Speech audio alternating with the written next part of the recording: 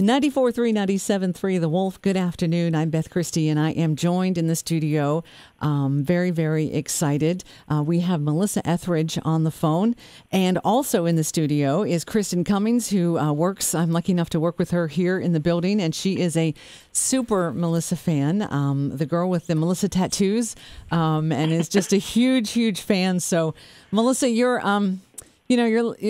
part of your fan base in Poughkeepsie, not all of it certainly, but part are in this room here today. So thanks for taking the time. Now, tattoos, that's a commitment. I always really, I appreciate and a little scared of those, but it's all good. Don't be frightened.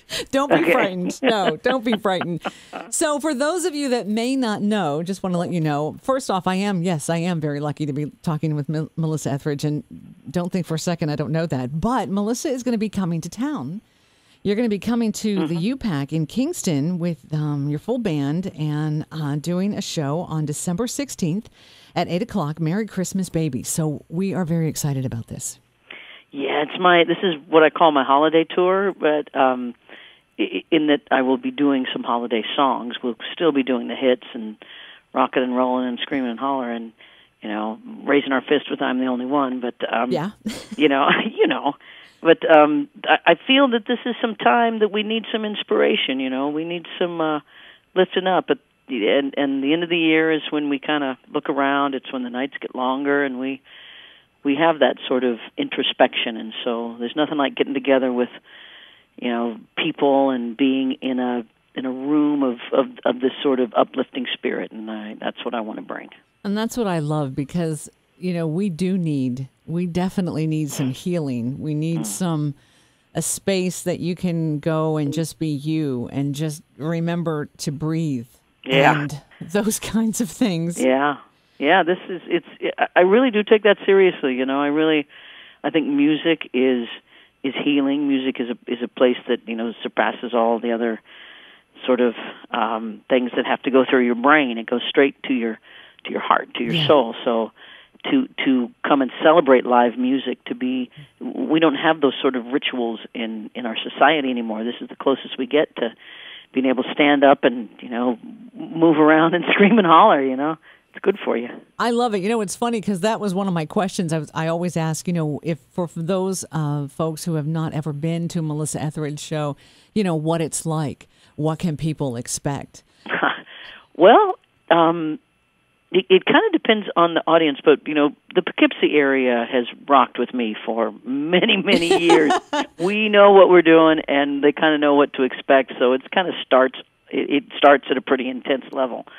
So, we will do a little inspiration, soulful stuff, and, by the end, we will be on our feet, and we will be... it's hard to explain. It really is, and it's really up to you what you get out of it. I like that. Because it really is an exchange between the audience and you on stage. What is happening at that moment, what may have happened that day, that morning. Yeah, exactly. And each show is unique. I really work on doing that, at making each experience unique. So let me ask you this: when you add in the holiday hits, first off, anyone who knows me knows that I love Christmas. I could hang out with Christmas all year long. I sew and I quilt, so I could totally work on Christmas stuff forever and ever and ever. Amen. But is there a favorite holiday song of yours that you love? Oh man, that's tough. I know. I also, I came from the Midwest, and God, we just did Christmas. It was a season. It was a time that I felt that we all kind of softened up, and I like that. And is there a favorite song? Man, I have so many. I love performing Santa Claus is Coming to Town. Sometimes I do Bruce's version. It's really fun. I love it. And then Have Yourself a Merry Christmas. That one's on my album, and I really, I think that's just one of the most beautiful. I love Christmas in America. Oh, there you go. That's an original. Thank you. That was original. I wrote, back in 2003, right around the Iraqi War. That was what that was written for. Wow. Goodness gracious. Let me ask you this, Melissa. I've noticed that you've been asking for volunteers and coming to the shows. So let's talk a little bit about that, of what you're doing in conjunction with some of your shows. Well, for a lot of reasons. I think it's very again healing when you feel like you can do something, that you're involved in something that's going to move something, especially these days when we feel so helpless sometimes.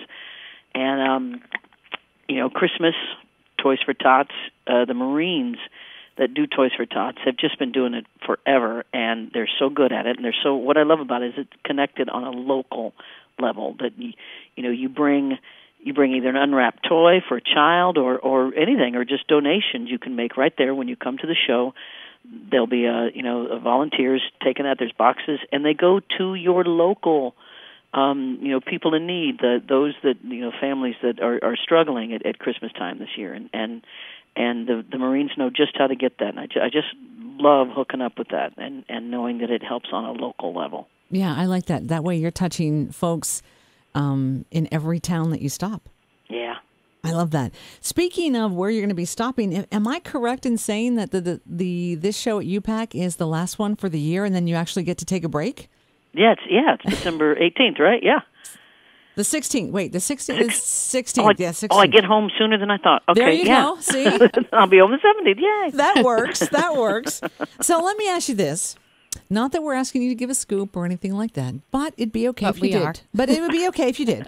Yeah. You have any upcoming projects that you're working on? You've been given some little hints. Anything? Well, I'll give you a little scoop. I'm writing, and I'm currently putting a deal together to make my next album. It's interesting.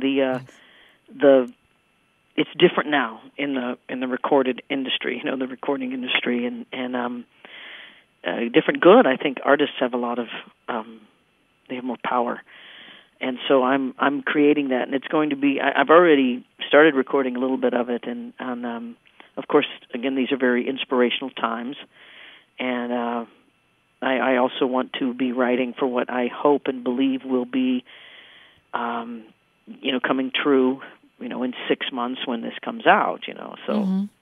so it's my next project. Yes, exactly. Which is wonderful, and Kristen is very, very happy. She was just like, yes, you should have seen it if you could have. She was like, her arms were out and open and spread, and like, this is the best thing ever. Yay! Yay! That's what number one fans are supposed to do. That's right. Yeah, that's right. Come on. Melissa, I have to say that when I remember when I first heard your music, and for me, it always felt like you had written the song just for me. Good. It was something where, there was such a connection. There was such there was feeling and passion and energy and all of these things. And I remember, you kind of look around to be like, did anybody else feel that? I just want to know because, I'm at home, I've got the CD in, so, that tells you a little while ago than that. Yeah. And, that to me is such a gift. I mean, I have a lot of loves of music, but yours is just like you are just sitting there right there with me. Oh, thank you so much. When I really started writing songs and recording it, my first album, or even when I was in the bars playing, I started realizing that the songs that I thought people would like, oh, this is a catchy song, they're going to love this, it's like a hit song. People are like, well, that's nice. But if I wrote a song that I had to write, let's say, I wrote it and it was about, this broken heart or that situation, and it was real, and I was writing it from my own experience, thinking that it would be so personal that how could anyone else relate to it? That's when I found that those personal things were so incredibly universal. And the more personal I got, the more people could relate to it. And it was this crazy sort of situation that I have now found that, wow, my job is to really get inside the personal and speak from that place and show the universality of that. Yeah, because you help us all through. Like, you do know that. And Kristen has a question I don't want to overtake, but you help us all through. Do you have a question, Kristen? Yes, I do. Yes, okay, go for it. If you don't mind, Melissa. Is there another book in your future?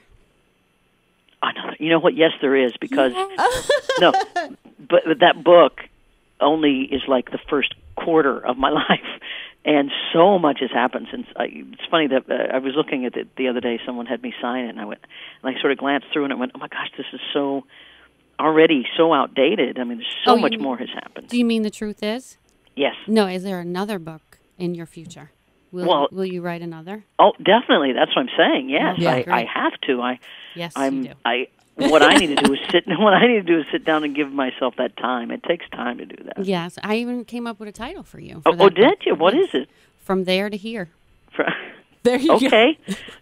We'll jot that down. I'm writing it right now. There you go. Because it is, the book. I did not come across it, honestly, I'm ashamed to say, but until last year, The Truth Is. So I didn't read that until last year. And you're right. It's a lot of stuff that I had no idea, I did not know about, but it is a lot of older stuff. So with that said, my next question is, I learned a lot about the songs that you wrote and what they meant to you and why you wrote them. Mm-hmm. So I do have a question about a song that I would like to know, if it's not too personal, if you can tell me. Royal Station. Oh, that's fine. Yes. Now, Royal Station, it's called Royal Station 416. Right. And I wrote that when I was on my very, very first tour ever. My first album, I don't even think it had come out yet, but the record company put me on a tour, and the funny thing is they thought they were going to break me in England and Europe. So they had me opening for this unknown band called Martin Stevenson and the Dainties. Nobody ever heard of them, and I was opening for them, so that's like really unheard of. And we were playing all these tiny little bars and clubs and things, and it was a great experience for me. It was difficult, but it was a great experience. And they were from a northern town in England. Why can I think of it right now? But anyway, and so they took about 3 days off. So I stayed in this hotel there while they had 3 days off, called the Royal Station, and it was called that because it was a railroad station stop, and it was so I don't know why you would put a hotel on top of a railroad station, but it was very old and it was very loud, and so there wasn't a whole lot of sleeping going on, and I was right over the and so it was and 416 was the date I wrote it. So it was just it's musing over. Oh my God, it'd been weeks since I'd been home, and this is long before cell phones, and I could maybe make a phone call home every few days because I couldn't afford it. And you start feeling that, the relationship you're in that's non-monogamous to begin with is probably in danger, and you write a song like Royal Station 416. Wow. It's one of my faves. Very cool. Very, very cool. Melissa, I think we want to wrap it up. I don't want to take up too much of your time. I know that you're doing a lot of these, but I always ask folks whose music that I admire, what are you listening to now? What songs, like if you were to look in your phone, what were you just listening to? What was on a playlist? If you could tell us, and you don't have to tell us, like it's okay. Oh, no. Well, it's kind of mixed because I have 11-year-old twins, so I'm listening to a lot of Meghan Trainor and Drake. Got it. So, yet for me personally, I actually enjoy, like Frank Ocean. I enjoy... I'm listening to the new Taylor Swift, seeing what's going on, seeing and enjoying her songwriting, and I like to be inspired by, just the music that's around me, and I also have a huge collection of, music throughout the years, everything from country to jazz to rock and it just depends on what mood I'm in. I'll put that on and listen to it. I love it, Melissa. Thank you so much for taking the time to chat with us and talk with us and share memories. And once again, Melissa is going to be at UPAC in Kingston coming on December 16th. It's at 8 o'clock. And you can head to HudsonValleyCountry.com. We have the article there. We have links to get tickets. And then this interview will be online as well. Kristen, anything you want to close with? Anything you'd like to say? Thank you so very, very much. A dream come true. Well, I'll see you at the gig. Come see me. Come on. I'll be there right in the front row. Right yes, on. There you go. Thank you so much, Melissa. Thank you all. Happy holidays. Yeah, same to you. Bye-bye. Bye.